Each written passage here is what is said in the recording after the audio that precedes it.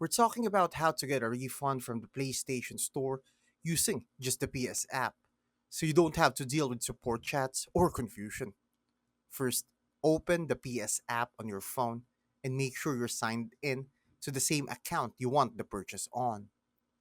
Tap your profile icon, go to purchase history or payments and subscriptions, and find the game or add on you want to refund.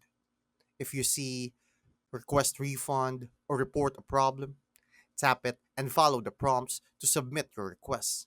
Sony's refund policy gives you 14 days from the purchase date, but there's a catch.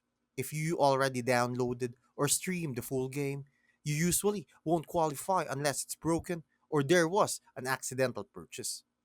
Once you send the request, PlayStation will email you with the updates, and approved refunds go back to your original payment method or your PSN wallet.